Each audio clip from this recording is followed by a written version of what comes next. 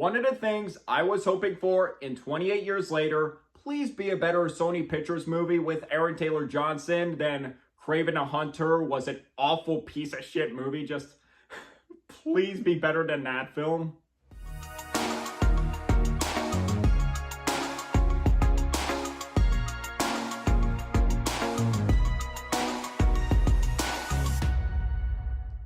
Hey movie buffs, I'm Jack Benner and welcome to my review of 28 Years Later.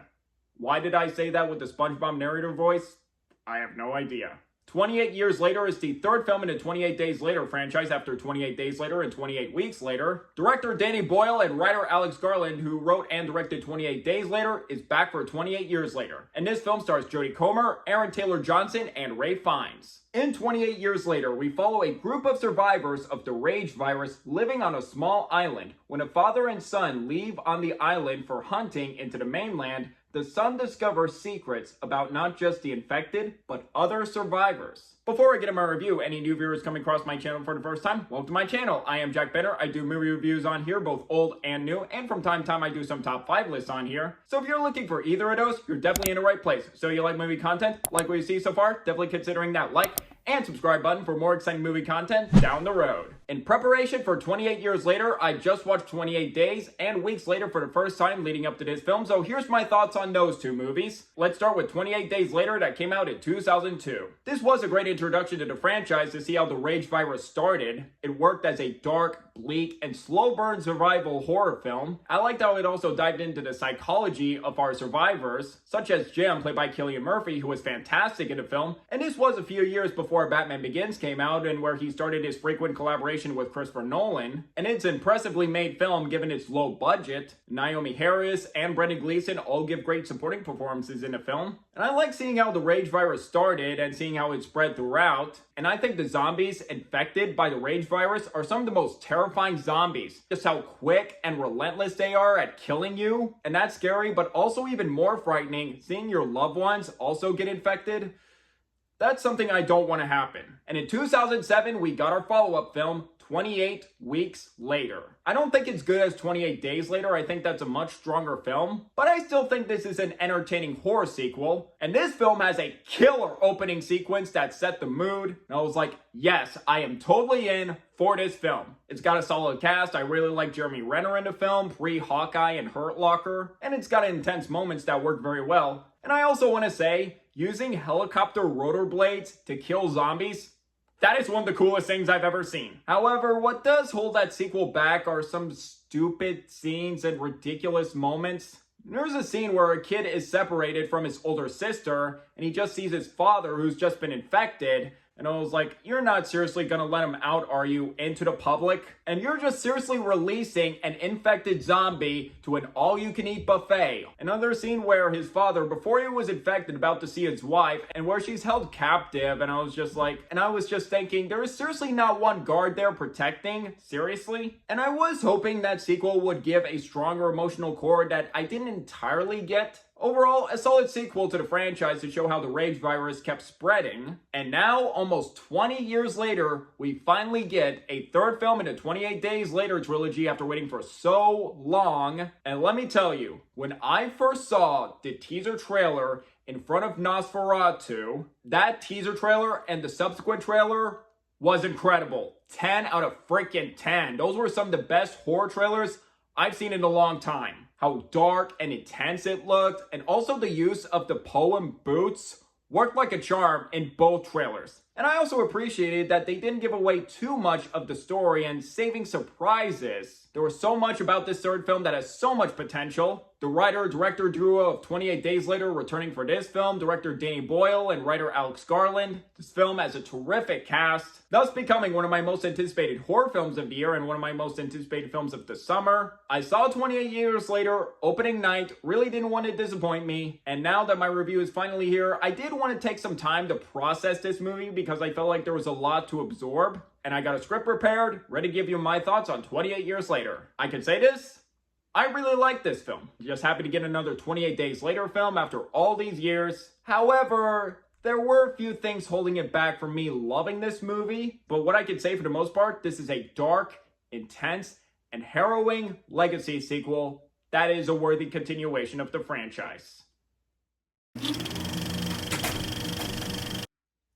To start my pros, Danny Boyle's direction here is excellent. Returning to direct a second film with ease, with the dark tone and style, crafting relentless zombie sequences with the dread, tension, and terror of the franchise that it's known for, going back to his unique visual approach as a filmmaker that he's known for, while taking swings here that either work for better or worse. And for the most part, I do think they work. And he's always been a director I've admired for so long. From Slumdog Millionaire, which I absolutely love, Steve Jobs is also fantastic. 127 Hours would personally be my favorite of his. And what you may have heard about this film in the way it was actually shot using an iPhone 15 Pro Max, including a rig to hold up to 20 phones. And I always find it interesting to see how filmmakers shoot films with iPhones. I mean, you can probably get some good quality onto that. I am recording my reviews with my iPhone. But what I could say this is the best and most creative use of iPhone photography I have seen on this scale for wicked zombie sequences, and particularly in the opening scene right from the jump.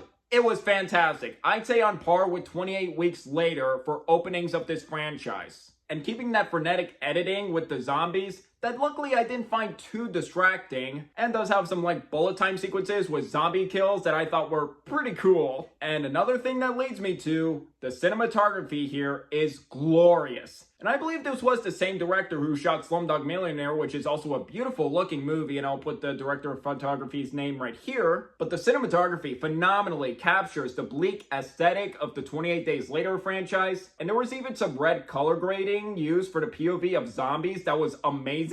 And there was just so many incredible shots in this film that had me in awe, that looked stunning. And as for other technical aspects, I really do want to give credit to the makeup artists, particularly on the infected, just doing a phenomenal job, just making them look grotesque. All fantastic makeup work on the infected, and also seeing plenty of zombie dicks, so I saw that. Another thing that makes this movie work are the performances. They're all fantastic here. Jodie Comer and Aaron Taylor-Johnson do a terrific job as Spike's parents. The former, Comer, gives some of the most heartbreaking scenes of the film with her illness. And also, there is a scene with her character in the third act that did get me choked up. And when her and Spike go out in the mainland, I love seeing that mother-son duo, and also working for the emotional core of the film. And the latter, Aaron Taylor-Johnson, playing a strong father figure, teaching his son courage. And he gives another great horror performance after Nosferatu, my favorite film of last year. Ralph Fiennes is also fantastic in a supporting role, providing equal energy and gravitas when he shows up. But who is a true standout in this movie is newcomer Alfie Williams as Spike.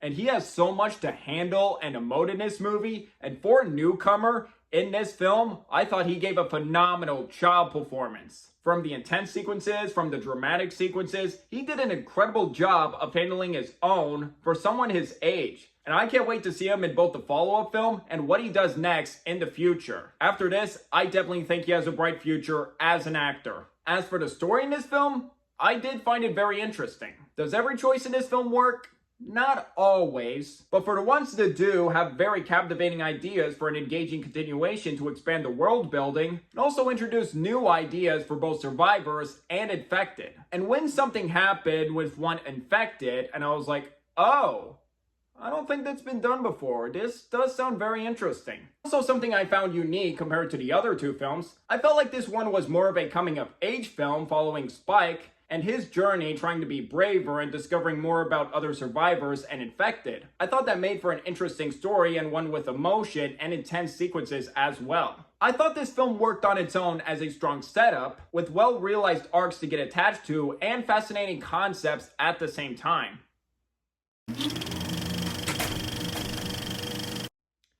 Sadly, I do have some flaws with this movie. I will get to those right now. First, the pacing of this film can feel inconsistent. There are times where this movie becomes really well paced and intense, but there is a moment between the second and third act where they do meet another soldier, another survivor, and I felt like those scenes did start to meander just a bit and started to drag the runtime a bit. And second, there were a few things that I wanted to see explored more, a few things that were interesting ideas and thought wanted to be explored more. Maybe they could save that for the follow-up film, but I hope those ideas don't go nowhere. And lastly, what has been divisive about this movie and what you may have heard, the ending of this film. And before that, I was like, okay, what are they building up to? Where is this going? And then we get to the ending where it becomes a jarring tonal shift. And what occurs had me going, WTF? I did not expect this. What? Just for a cliffhanger ending like that, it just felt strange. There were some moments where I was like, what? Oh, I know that guy. Don't want to spoil. I can almost see why and what they were going for, but also with the tonal shift, it kind of took me out and just didn't really work.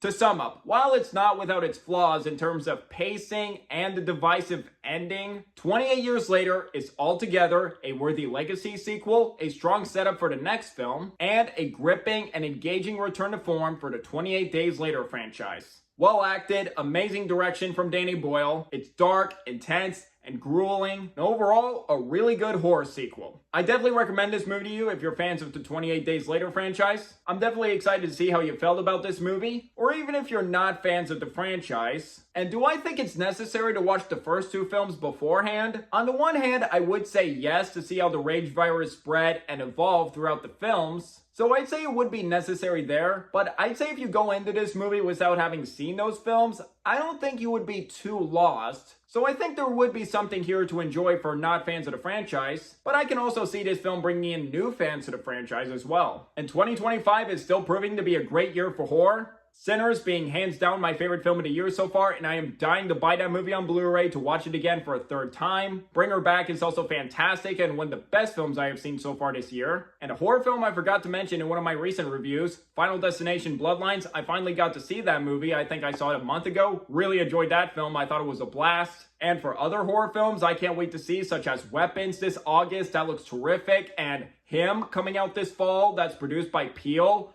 That looks insane. Can't wait for that. So I'm definitely think we're in for a great year for horror this year. And now to grade it, I'm going to give 28 Years Later 4 stars out of 5, a B+.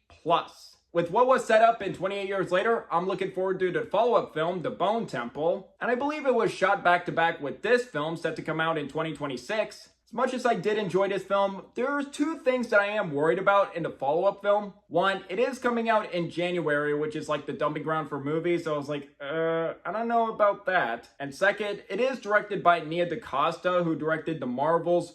Really did not like that movie. That is probably the worst MCU movie in my opinion, so I don't know. I would prefer for Danny Boyle to direct the next two films, but we'll see. But I hope that is a good follow-up film to this. Maybe it would be a good opportunity to either answer some questions that we didn't get here or delve into some things more, so we'll see how that goes. And if you want to hear my ranking of the 28 Days Later franchise, number 3 would be 28 Weeks Later. Number 2, that's where I would place 28 Years Later. And number 1 is 28 Days Later. So that right there is how I rank the 28 Days Later trilogy. And what would be your ranking in the comments below? So I would like to hear from you guys. Who do you guys think of 28 Years Later? Have you seen it? Do you agree? Disagree with my review? Or if you haven't seen it, are you interested in seeing the film or not? Let me know down below. Did you enjoy hearing my thoughts on this movie and want to see more reviews like this in the future? If yes, please hit that like and subscribe button if you're new here, and don't forget that notification bell for my next upload in the future. It really means a lot. My social media links will be in the description down below. You can find me on Instagram